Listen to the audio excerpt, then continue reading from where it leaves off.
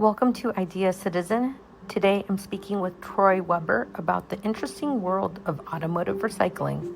I'm excited to talk to people like yourself doing interesting things, specifically in your case, doing good as well. I think that there's a lot of good that comes from automotive recycling. To start, Troy, do you want to give like a quick introduction to yourself? Absolutely, yeah. My name is Troy Weber, and I'm very proud to be the third generation owner of my family's automobile recycling business here in Richmond, Virginia. My grandfather ran it from 47 all the way up into the mid 1970s when my dad bought it from him. And my dad ran the business all the way up until 2008 when I bought it from him.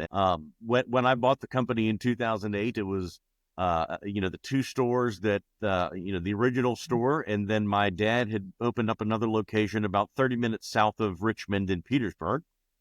And then in 2013, I had the opportunity to buy our third location. My grandfather also helped to form the Virginia Auto Recyclers Association, and my dad and I have both been past presidents of that. So, we're also very involved with our national association as well. We try to be on the cutting edge of technology, because the only thing that's constant, especially in the automobile recycling industry and the auto industry, really is change. I mean, if you think about it, the auto manufacturers make it a point to have a new product every single year, and every few years they completely change the entire thing altogether. So Troy, you're one of these people, and I've met your kind, where it's like you're born and bred in like whatever your industry is. So I just imagine that you have more information wrapped up in your little pinky than like most people do on it. Well, in their entire Yeah. lifetime. There's something ultimately different around really coming from like a family that, I mean, you kind of live and breathe automotive recycling. Like, you know, the ins and outs, that phrase around like 10,000 hours around like becoming an expert in something. You probably got 10,000 hours by the time you were 12. Like you're like, I know this. That's a good point. Having grown up in the junkyard, I understand how cars work. I remember, coming in playing with cars when I was a kid. So there's nothing I'd rather be doing. It's fun. I'm very proud that, I'm third generation owner. And it's always exciting. Well, let's start, because I think to start this conversation, to go into a degree of depth, I think that definitions are helpful. When I think automotive recycling, I think, in my case, at my house, you put your plastics in, the bin or whatever. But like automotive recycling, I mean, I assume it's a little bit different. Like, what exactly is automotive recycling? Well, automotive recycling is really making use out of an end life vehicle. So in any automobile that has reached the end of its useful life, whatever that may be, if it was just a passenger car or it was a heavy duty truck, it could be a mechanical problem, it could be a physical damage, it could just be not been used for several years.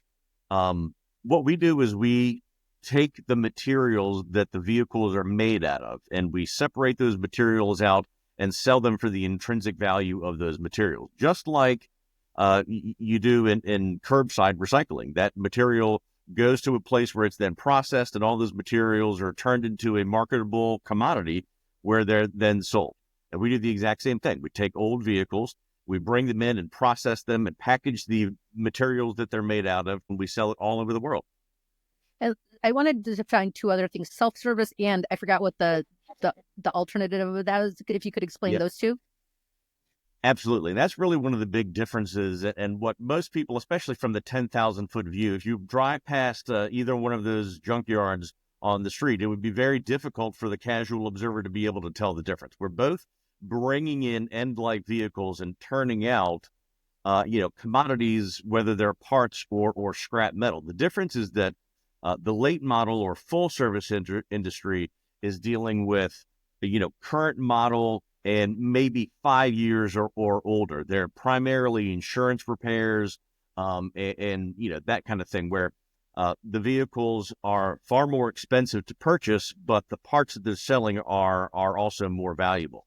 And typically what they're going to be doing is buying the vehicles, taking the parts off that have the value and putting them on a shelf so that they can then be marketed around the world. The other side is what I'm doing, which is the self-service. And we're buying vehicles that are 7 years and older, that generally are for only a couple $100s. And the key to our business and the difference between us is that the full service late model business is relying on the part sales to make their margin.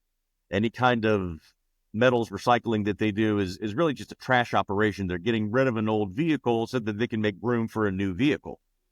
My version of the business is generating the majority of our revenue. Sometimes up to 75% of the revenue that we make comes from selling the metals off of the car, not the parts to their customers. We drain the fluids and remove any contaminants and put it out in the field so that the retail customers can pull whatever parts they want. I just love that this happens at all. There's something from a consumer standpoint that you're like a little blind to some of like the larger supply chain of even the vehicles getting to say a dealership, and then B, like what happens once you get rid of one or sell one or it's at the end of its life. I had an old vehicle long time ago that it didn't really make sense to sell and everything, so I ended up donating it to like NPR or something, like Cars Sure. for Kids, whatever it was. I don't know what it was. And then I even recently too, like had a car that got totaled because of vandalism. Like somebody cut like the entire electrical system for the car Yes. maybe had like 5,000 miles on it. And they're like, Oh this my. car is total. I was like, oh my God. So Yeah. as we're having this conversation, I'm imagining what happened in that situation is that it potentially made it to probably the full service model, and was sold off for parts and everything Absolutely. because everything else was perfectly fine. Yeah. Yeah. Charities like that use a clearinghouse. So there's maybe, half a dozen clearinghouses that handle 100% of the like vehicle donation programs around the country. So whether it's Cars for Kids or Vehicles for Veterans or the Sierra Club, there's, just a handful of these clearinghouses. And so, we have relationships with all those clearinghouses. So pretty much anybody who donates a vehicle in the Richmond area, we end up with the car.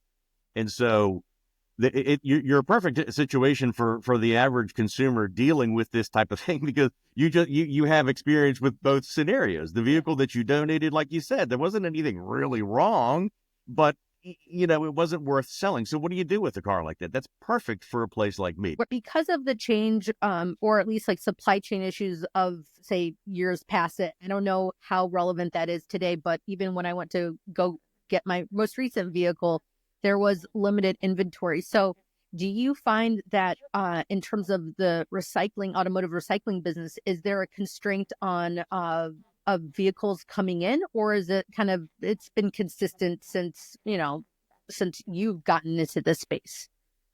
No, it definitely has not been consistent. And I mean, these, major macroeconomic factors absolutely impact our business. In fact, one of the biggest impacts that we see, one of the biggest factors that we keep an eye on is new vehicle sales, because it all trickles down. When somebody buys a new car, their secondhand car doesn't necessarily come to me, but it all moves down the pike. They're going to trade it in at the dealership, and that dealership is going to send it to an auction.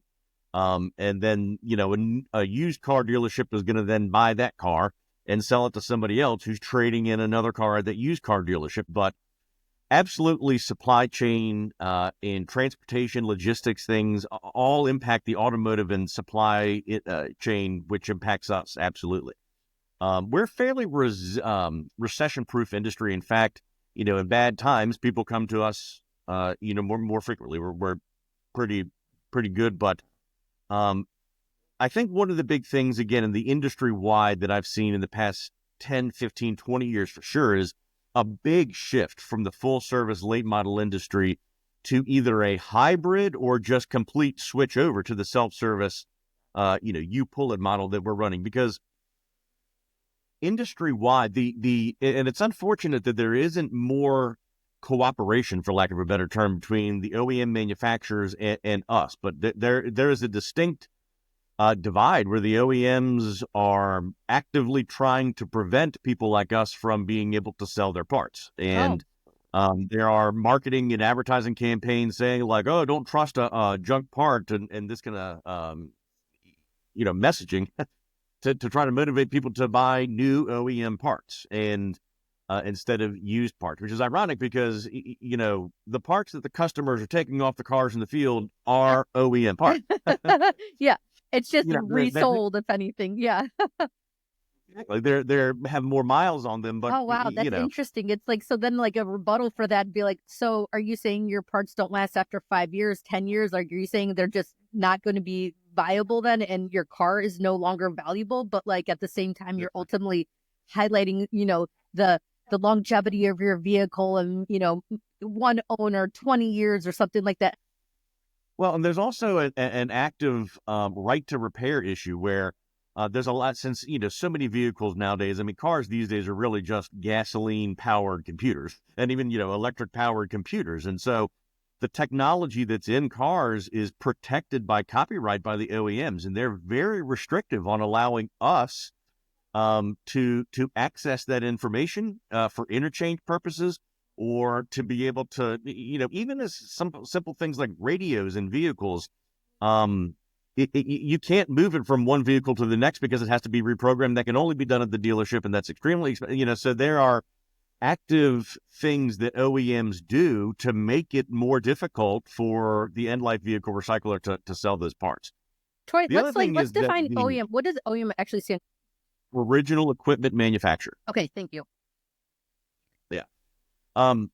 Another factor that has really been catalyst for this shift from full to self-service is the fact that the repair industry and the insurance companies are doing much less repairing than they were 10, 15, 20 years ago to vehicles. The cost to repair a vehicle, if you have a 2023 or 2022 vehicle and, you get rear-ended, or God forbid you rear-end somebody else, again, the OEM, the insurance company is going to want a new original OEM parts, which are the most expensive.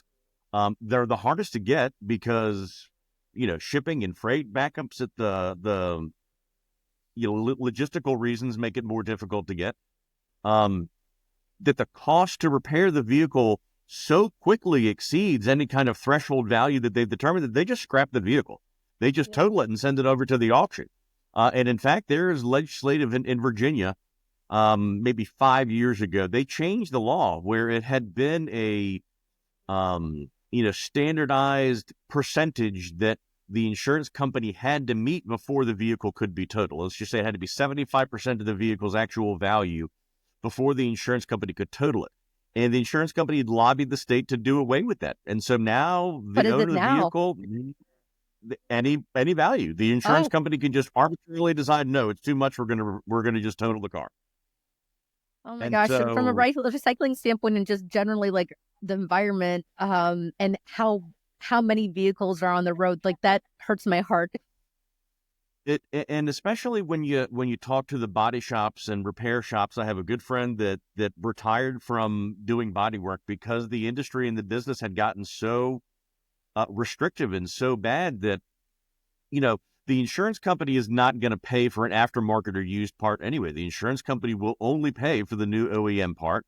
And again, the cost especially when the technology on the vehicles, the cameras, the radar sensors, the automatic driver safety things. Again, if you rear end somebody else, you got $30,000 worth of technology that you have to replace in your grill. Yeah. And so it's just, there's such a small threshold that insurance companies are going to repair, and is getting smaller and smaller.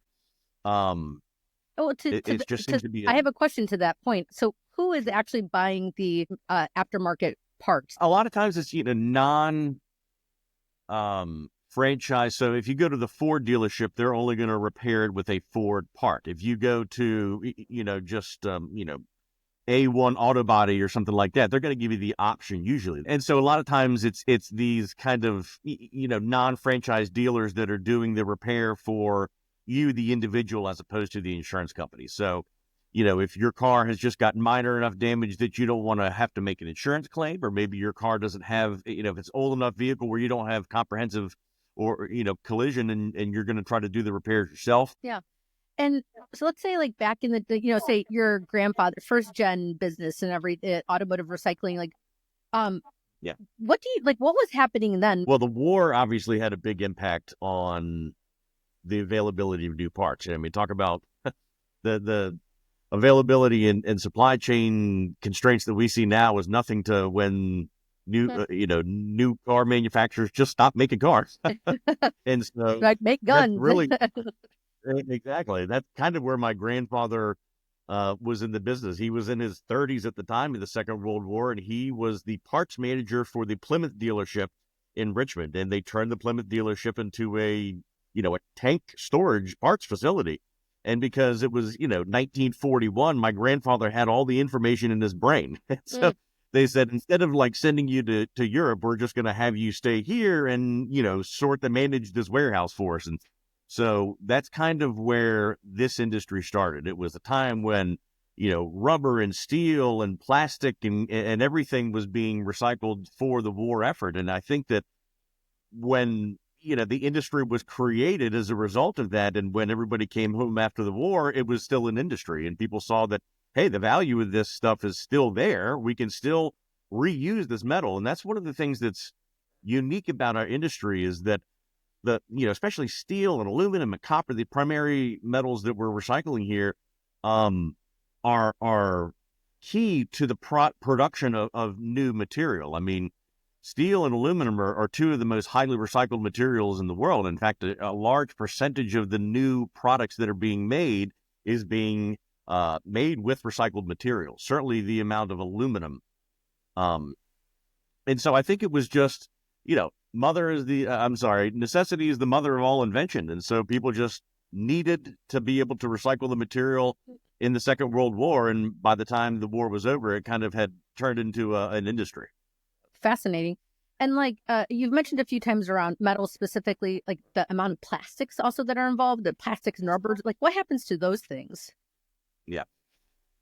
Plastic is one of the unfortunate things that I wish our industry and the recycling and plastic industry would do something more with. But there's so much diversity in the plastics that are in the vehicles that it's really difficult to come up with a plastic recycling market for it. And it's really the same types of struggles that curbside and retail recycling has is more exponential in automobiles, because you've got plastics that are painted with paint. You've got plastics that are different types that are connected to each other. There's metal embedded inside of the plastic. And so in the years that I've been paying attention to this industry, that's one of the things that there really has not been as much progress as I would like to see. Steel, aluminum, copper, glass, even tires have all seen, huge innovations in how those products are used. Tires are one of the biggest things that I'm, proud our industry has done a lot with. I mean, 40 years ago, tires were only stacked up and burned. I mean, that was the unfortunate thing about tires, is there was really nothing to do with it. Now, tire recycling, the majority of tires are being recycled with, all types of new possibilities. Rubberized asphalt is just one of the few things that, we're able to do with tires that we certainly couldn't have done 40 years ago. But when we crush cars, that's when an automobile is crushed, it then gets shredded.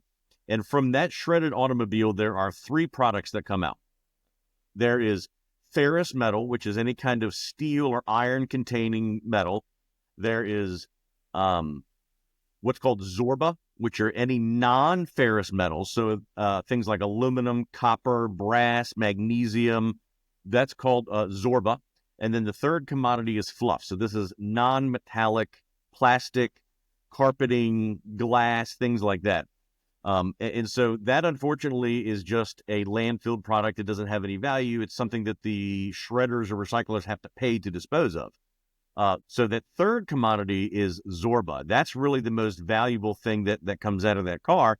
So we go to great lengths to remove all of the aluminum, the copper, the brass before the car gets crushed. So we also are able to process it and turn it into, a bulk commodity that we're able to take advantage of, the economies of scale. We're selling shipping containers to China filled with copper wire, so that we're able to, get better prices for it. We clean the radiators when we get them out of the vehicle to make a mill-ready product so that we get a better price for it. I don't know if it was like a Conan O'Brien show or whatever. It may have been something silly on I don't know, one of the streaming platforms.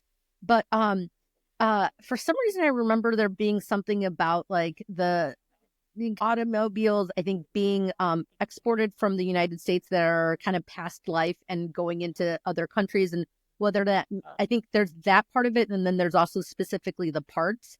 I don't know, is this a little bit of like a dirty little secret that like we're sending vehicles that are past their prime or damaged or unsafe to other, say, third world countries? It absolutely does happen. There certainly are people who are exporting vehicles that have been totaled. And unfortunately, this is also really the big problem with stolen vehicles because, you can't, it's very hard to, steal a vehicle and then, do something with it here in the United States, especially in today's day and age with technology. Everybody's connected. You would certainly know if you're trying to register a stolen car, but, in foreign countries, that's not a factor. And so they will cut the cars into pieces, cut them in half, or just put entire vehicles sometimes into shipping containers and ship them to, countries in Africa or Central America where nobody will ever check to see if it's a stolen car. But also the same thing for totaled vehicles. If a car gets, smashed in the rear end, they cut the car in half, weld it together, and, send it to a country where those types of things aren't really a concern. But it is a factor in our industry, and unfortunately, it's really just a byproduct of the free market that we work in. The people aren't necessarily doing anything wrong. They're not necessarily doing anything illegal. They're going to the same insurance auctions that we are. They're licensed in this country to do business, and they purchase these vehicles and they put them in shipping containers and send them to wherever countries they want to send them to. And there's nothing inherently illegal about that. But what it does is it drives up the price for us here in the country, here, trying to do that business in the United States, because, we could be looking at that car that's at the end of its life, knowing that there's only the value of the parts and the metals. And so I'm only going to pay, $1,000 for that total car, where these people are looking at it as a way to turn it into a used car. They're going to send it to, another country where they don't have laws that as restrictive as ours, and they're going to take this totaled car and sell it to somebody and drive it around for $4,000 or $5,000. So they are inflating the price of these cars beyond what they would be worth just for junk, because to them it's actually a resale car. Yeah. So that's certainly something that has been a factor in our industry, and an unfortunate, again, like I said, it's unfortunate for the legitimate businesses who are trying to buy those that, again, and I said legitimate, not that the companies who are buying and exporting these things are not legitimate. Right. It's just a different But business line. well, yes, and that's really what I mean. Where we are bidding on the same vehicles for kind of two different purposes, and Right. that's something that's been frustrating to the people in our industry domestically. So I kind of want to go back to kind of this messaging, or at least public perception of aftermarket parts and the viability and use of them, and kind of a little bit of like this messaging.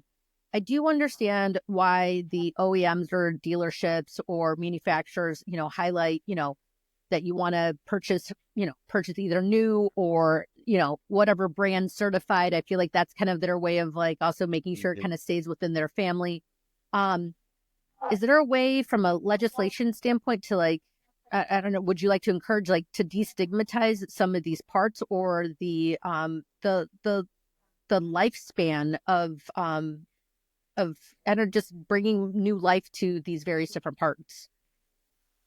yeah, Jackie, I think that the most important thing that lawmakers could do is the only thing that we ever want is a level playing field. We don't want to be characterized as some kind of, seedy, sketchy source for repairing your vehicles. We're out there to try to help consumers keep their vehicles on the road for as cheaply as possible, because, everybody knows how important cars are, and especially in the, society that we live in today. Everything is spread out. We're all based in a world that has always had automobiles. And so, obviously that's a little bit of an exaggeration. I just think that I don't want the lawmakers to start to get too involved, because it begins to be a slippery road. But I think that the right to repair initiatives that our national association has been spearheading is probably the most important thing that we can do to make it a level playing field, because that will give us equal access to the same parts that the new car manufacturers are selling out of their dealerships to the customers that our clients are trying to sell them to, the body shops, the individuals who are approaching them trying to get these, computers that the cars are so reliant upon nowadays. that we're unable to sell because we don't have the legal right to sell those parts. And I don't think that that's right. There shouldn't be a law preventing the free trade of business in our country. And so I think anything that kind of restricts that is something that we should be actively trying to voice our concerns with. It would be nice if there was a little bit of more of a open source kind of perspectives to some of this stuff. Where, like, what does the market look like for aftermarket electric vehicles and hybrids? Yeah. I think the EV and electric market has definitely been the biggest change in the automobile industry for, 100 years since the Right? car was created. And certainly in our industry, it's something that we're really starting to feel the impacts of now. I think it's going to be huge because, the aftermarket component in EVs and hybrids is going to be essential since there is very little commonality between even vehicles made by the same company. For example, Toyota makes several different hybrids and electric vehicles, and there's very little to no commonality between any of them. Even among from year to year, there's no interchange. So there's going to have to be some type of aftermarket supplier who can kind of bridge the gap between what the retail customer needs and what the suppliers and vendors are able to provide for them. Because, Teslas have yet to really start to enter the end life vehicle stream other than, the few that have been demolished. They haven't been around for them to start, coming to the junkyards because they've got 300,000 miles on them. So it's really one of those things that it's yet to be determined. I'm Yeah. still, we have yet to get a Tesla at our store.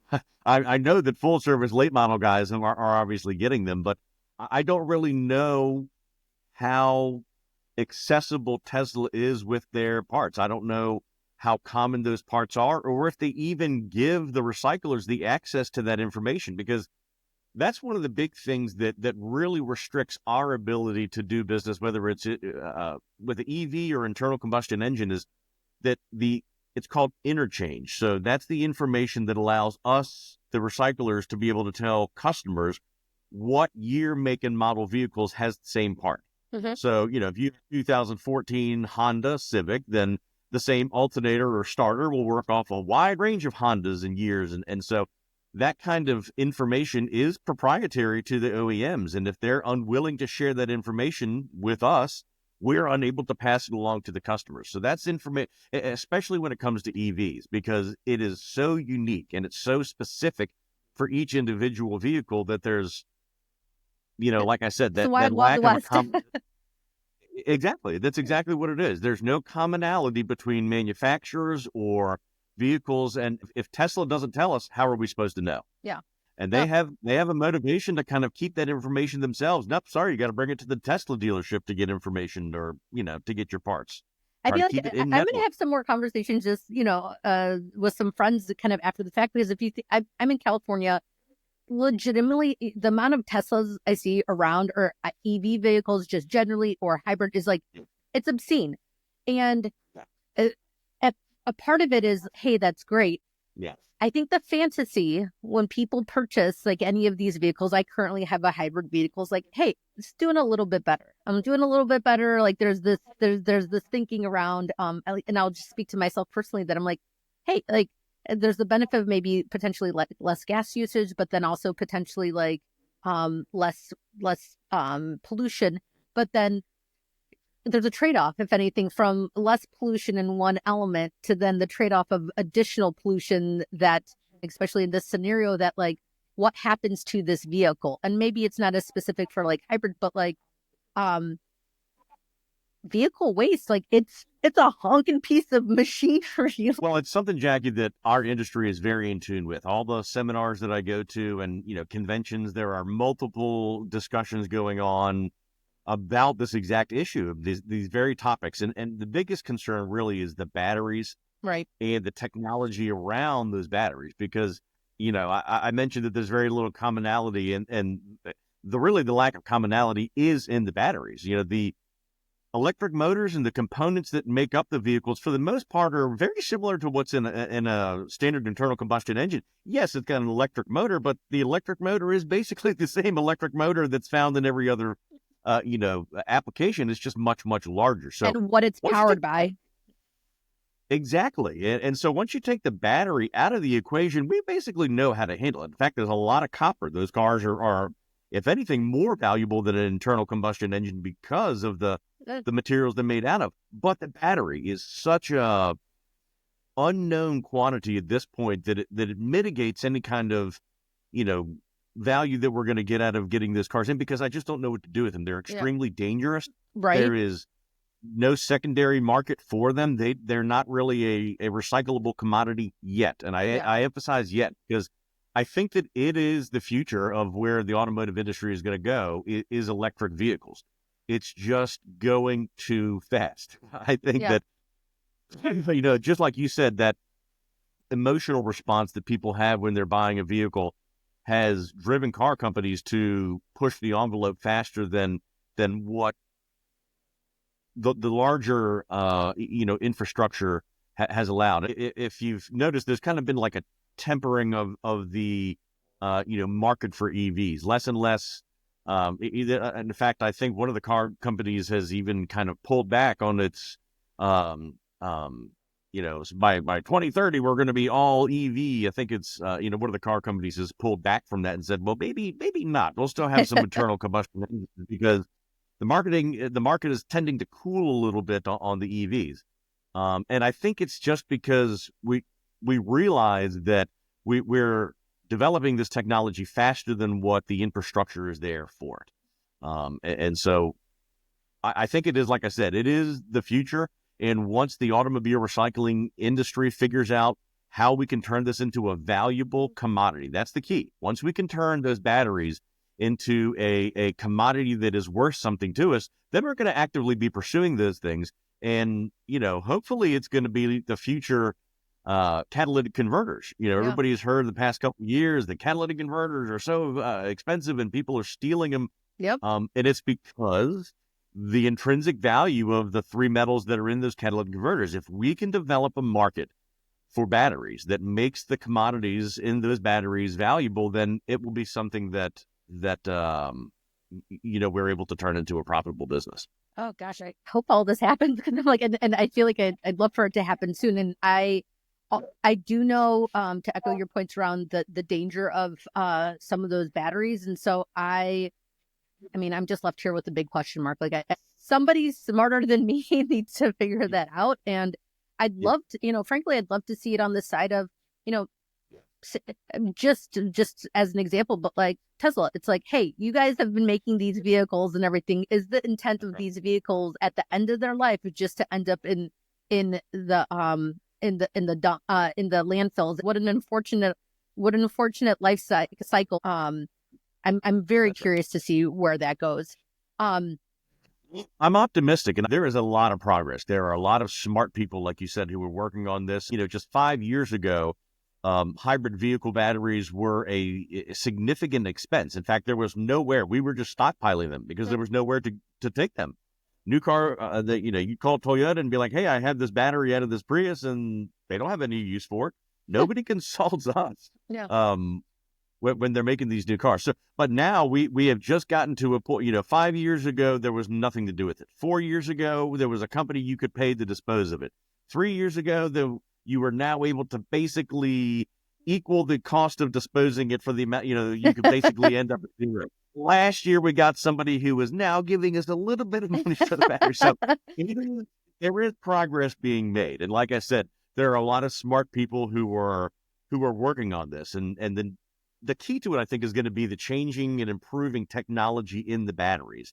yeah, The lithium-ion batteries are the ones that are really the biggest concern right now. And the thing that makes me so optimistic is the technology that's coming in the future vehicles. The batteries that are in these future vehicles is far more stable, more long-term. The life cycle of the batteries is a whole lot longer, and it will make them easier to handle. So I just wish that there was more connection between the new car manufacturers and the end life vehicle recyclers, that to kind of say, look, okay, in 30 years or, at some point, the car is going to reach the end of its useful life. You have to understand that. So give us some direction as to what we're supposed to do with these cars, because it hasn't happened up to this point. So, What other opportunities do you feel like from areas of innovation do you feel like there are in automotive recycling?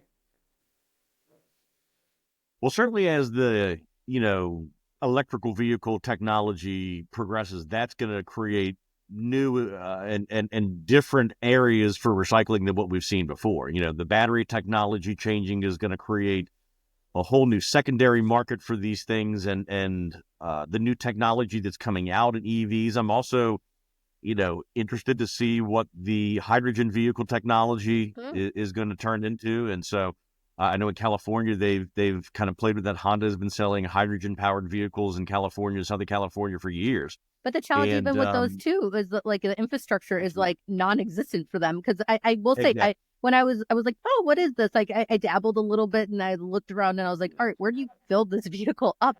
And it's Yeah. sparse. It is very sparse. In fact, I don't even think you can buy one of those Clarities. The only way they'll allow it to is to lease it. Oh, So right, yeah, yeah. yeah. So, but it's, still the fact that Honda has got a, commercially available hydrogen powered vehicle. It says a lot. It's kind of like that first GM electric vehicle that came out 20 years ago. Was the pioneer, that EV1. And so Yeah. it just gives me hope, and it makes me optimistic that eventually, because again, hydrogen powered vehicles are much more similar to the standard internal combustion, where it's still burning a fuel. And so that kind of technology, it's very similar to what we're seeing now, but still going to take some development. Um, do you Yeah. have any sustainability goals that you'd like to? Like I said before, I think that as the technology improves for electric vehicles, more commonality is something that I think will be a huge factor in recycling EVs. There's not going to be any less um, electric vehicles entering through the scrap stream.